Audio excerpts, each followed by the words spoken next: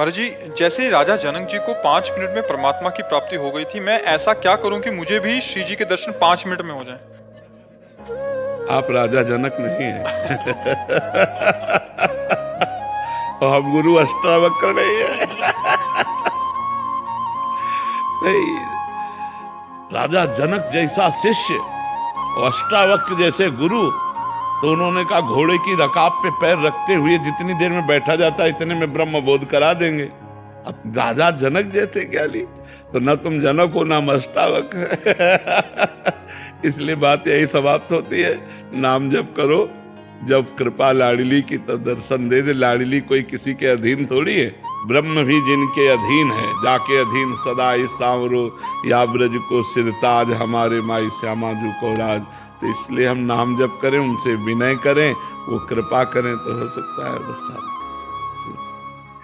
आयुषी शर्मा जी, बनारस। श्री हरिवंश महाराज जी, पहले मुझे मेकअप वगैरह का बहुत शौक था महाराज जी, और ऐसा लगता था खूब पैसा कमाऊं, बड़ा पद हो, सुंदर सुंदर भोग हो। महाराज जी, जब से सत्संग सुना है और यहाँ आना शुरू किया है केली कुंज में, तो महाराज जी तब से मतलब ये कम हो गया है, और मतलब ऐसा हो गया कि अभी केवल और केवल भजन करना है, वृंदावन वास हो जाए, प्रभु की प्राप्ति हो जाए। महाराज जी, अब बहुत बड़ी कृपा हुई है जो ऐसी बात आई है, बहुत बड़ी कृपा हुई। बस इस बात को परिपक्व कर लो, अपने हृदय में बैठ जाए। वृंदावन वास होए चाहे ना होए, लेकिन नाम न छूटे। जहां नाम है वहीं प्रभु हैं। हम वृंदावन वास करें, प्रभु का भजन ना हो तो बात ठीक नहीं।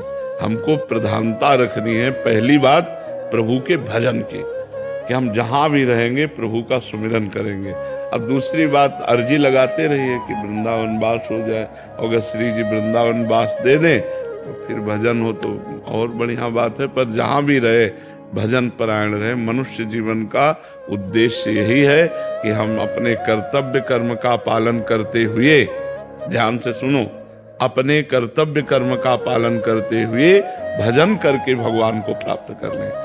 कहीं भागने की जरूरत नहीं, कहीं कुछ बदलने की जरूरत नहीं है। जो हो, जहां हो, जैसे हो, भगवान के हो, आप बस नाम जप शुरू कर दो, भगवान का सुमिरन करो, अच्छे कर्म करो, पवित्र भोजन करो, भगवान की कृपा हो जाएगी। अच्छे कर्म नहीं हुए, अगर हमसे गलत कर्म होते रहे तो बहुत समय फिर लगेगा। मार्जन बार बार नहाओ और धूल में लौट जाओ, तो यह है कि अच्छे कर्म किए फिर बुरे कर्म किए, फिर भजन किए फिर बुरे कर्म किए, तो बहुत जन्म लग सकते हैं। अगर हमसे पाप कर्म ना हो और हम भजन करें तो हमारा मंगल। आपसे सही कहते हैं, ये वेश परिवर्तन या देश परिवर्तन, इससे कुछ नहीं होता। जब तक उद्देश्य परिवर्तन नहीं होता तब तक बात नहीं बनती। अगर हमारा उद्देश्य अंदर का बदल जाए, जैसे बच्चा बोला पहले उद्देश्य था शरीर श्रृंगार संसार सुख, अब हमारे अंदर लगता है कि मनुष्य जन्म की सार्थकता भगवत प्राप्ति, तो उद्देश्य बदल गया। अब आप नौकरी करो, व्यापार करो, कुछ भी करो, आपका उद्देश्य भगवत प्राप्ति है तो बड़े। अब जैसे उद्देश्य हो गया धन मान प्रतिष्ठा, तो अब आप चाहे बाबा जी बन जाओ, चाहे आप गृहस्थ रहो, वही चलेगा, क्योंकि उद्देश्य आपका धन बन गया ना, उद्देश्य आपका संसार बन गया। बस इसलिए हमें ये समझना है कि हमारा उद्देश्य ठीक हो जाए। वेश परिवर्तन, स्थान परिवर्तन खास बात नहीं है, खास बात है उद्देश्य परिवर्तन।